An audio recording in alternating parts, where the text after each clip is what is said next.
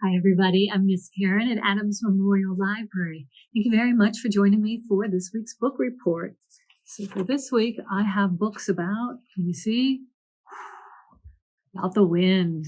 Yes, the wind blowing there. So it's a lot of wind in all the stories I have to share with you today.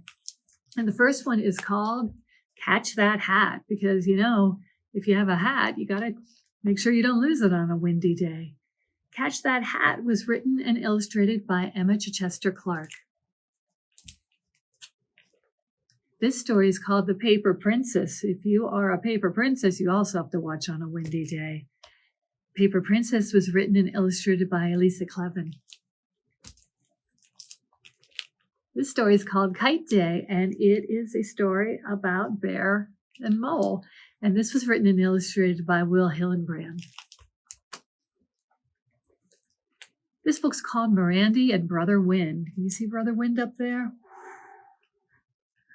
Blowing all the spring flowers around. And this is Mirandi. Mirandi and Brother Wind was written by Patricia McKissack, and it was illustrated by Pinkney. And this final story is called FLORA'S Very Windy Day. This is Flora. This is her little brother, Crispin. You know how little brothers can be. So FLORA'S Windy Day, Very Windy Day, was written by Jeanne Birdsall, and the illustrations are by Phelan.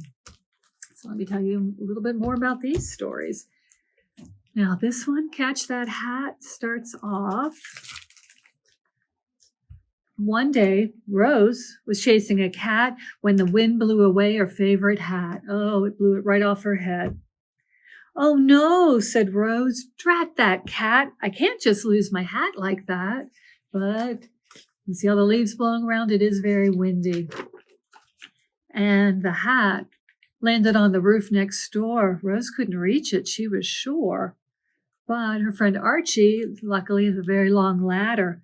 Archie climbed up and threw it out, but the wind was strong. Whoosh, and the hat blew about, and it blew away, and it blows all over. The wind leads them on a merry chase here. It goes over the pigs, up onto the hills.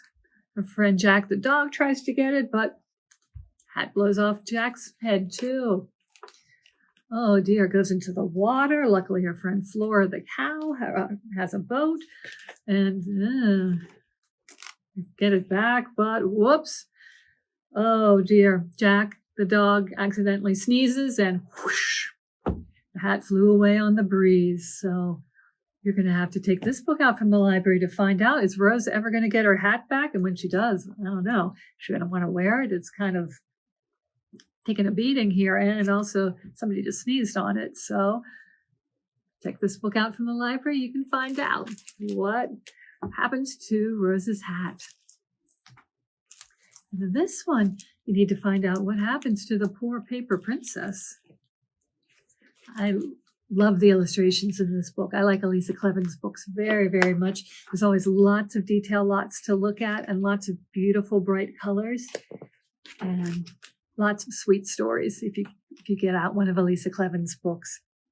So in this one, The Paper Princess, a little girl is drawn a beautiful princess, and she decorates the princess's dress to look like the forest, and her socks to look like night sky, and her shoes to look like watermelons. And the princess has such a kind and brave and friendly face that the little girl just knows they would be the best of friends. But she has to decide what kind of hair should she give the princess. So she's still thinking, maybe yarn, maybe cotton. Well, they can maybe take a ride on the swing while she's thinking about what kind of hair to do. But oh no, it's windy enough that the paper princess blows away, and the girl says, "Wait, come back, I didn't finish you." The princess says, "Don't worry, I'll finish myself." And as she flies, here's the back of her. There's nothing on the back. She flies over, she gets to see a lot, and then she decides, she does think she maybe should have some hair, but the clouds, no. The petals, no. Let's see, what else? The moonlight, no. But She gets a little help. Somebody catches her, but like in this story, things just blow away again. He goes to wave to his mom and whoops, accidentally lets go of the paper princess. But she thinks, wow, at least she's getting to see a lot of the world, see some beautiful things at night. Then the next day she blows onto a schoolyard and another girl finds her and thinks, oh, I'll color her hair with my yellow marker. But then, oh no, it turns out to be the green marker. She doesn't like how it looks and she throws the poor princess away. Oh no, but luckily a bird finds her and picks her up out of the trash. And then where's she going to go? And is she ever going to get back to the first girl who started drawing her? Where else is she going to go? And will she ever get any hair? If you check out The Paper Princess, you can find out the answers to those questions. Now, Bear in this story is very excited about the wind. Some of the other characters not so excited, but on this day, Bear's outside and like this, where the wind's blowing. You can see the wind's blowing in this story too. But Bear thinks, could it be? And he smells the air and he looks at the air and then he's so excited. He says, yes, it's kite day, a perfect day to fly a kite. So he rushes home to tell his friend Mole. And then they both get ready. They have to find string. They have to find glue. They have to find instructions in a book. And they cut and they draw. And then they make this most beautiful kite with a rainbow tail. And then the wind is just perfect for flying their kite. They're having a wonderful time. But what if the wind gets too strong? What will happen to their beautiful kite then? Oh, I don't know. If you want to find out, you can check Kite Day out from the library. But I will tell you, don't worry. Even if the kite gets lost, things will probably be okay in the end. Now this one, Mirandi and Brother Wind. It is spring, and everybody knows it's spring because Brother Wind, nice warm winds coming back into town. He sees wind cape, and everybody can smell all the beautiful scents of spring, all the beautiful flower scents and the grass and the trees, and it's just beautiful. And the wind makes everything look so graceful the way it moves. And Mirandi is trying to be graceful too because she is going to be doing her first cakewalk. And a cakewalk is a dance competition where somebody dances with a partner, and if you win the contest, then you win a cake. And Mirandi says to her mother, boy, I wish I could dance with the wind. And her mother laughs, but she says, there used to be an old saying that if you caught the wind, you can make him do your bidding. So Mirandi decides that's what she's going to do. She is going to catch the wind. She's going to catch Brother Wind, and she's going to make him be her partner. But her grandmother says, I don't think you can catch the wind. The wind is free. But she tells boy Zell that, nope, I'm going to catch the wind. And I don't know, maybe Zell would like to be her partner, but she does not have time for him. She's very busy. She's going to catch the wind. So maybe she can throw just a quilt over him. But Brother Wind is too smart for that. He's not going to be tricked by being grabbed with a quilt. So she talks to Hazel again, but then she decides maybe she needs some more help. She's going to have to ask the Magic Woman if she's got any ideas of what to do. And the Magic Woman says maybe you could capture him in a bottle, but nope. Brother Wind is too clever for that, too.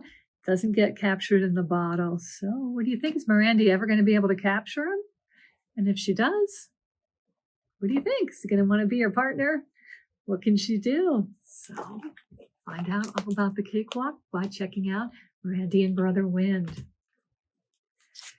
And in this last story, sometimes it's hard to be the big sister. Flora is just painting, but there's Crispin, and Crispin, he's just little and he probably wants something to do too. And whoops, he spills all her paints and ruins her picture. Oh, and it makes her so upset. She's like, Crispin ruins everything. So her mother is everybody's having a day. Crispin's having a bad morning. Flora's having a really bad morning, and her mother is just trying to work. She says, go outside and take Crispin with you. And Flora says, I can't go outside. The wind is too strong. I'll get blown away. And her mother just says, just go outside anyway. And Flora says, well, it's okay because I have my super special heavy-duty red boots, so I will not get blown away. So she gets ready. She puts on her super special heavy-duty red boots. Mom gets Crispin ready. He does not have any super special heavy-duty boots. But Flora does, and they really work. Look, no matter how much the wind blows, it cannot blow her away. Her heavy-duty boots are keeping her safe on the ground. But she says to the wind, perhaps you might notice that my brother just has ordinary purple boots over there. He does not have super special heavy-duty boots. And the wind does notice. And because he just has ordinary boots and he's just little, the wind is able to lift him up and blow him away. Uh-oh. But as soon as Flora notices her little brother's blowing away, she kicks off her super special heavy-duty boots and floats in the wind up to get him. And, they're together. They decide, well, it's kind of fun floating on the wind, but how are they going to get back down? Well, then the next problem that Flora has is that lots of things come and say, hey, I could use a little brother like that. The dragonfly says it and bird, but Flora's like, no, but I don't think you want my brother. I should take him home. And they all say, well, you'll take him home if the wind will let you. So, will the wind let her? Are they going to be stuck up there forever? You can check this book out from the library and find out. So you can check out any of these books at Adams Memorial Library. You can always reserve them and check them out that way. We'd be happy to send them to you too. So friends, thank you very much. I hope if the wind is blowing too much, you hold on to your hats and you don't get blown away. And I hope you enjoy all your reading this week. And I will see you next time, friends. Thank you very much. Bye.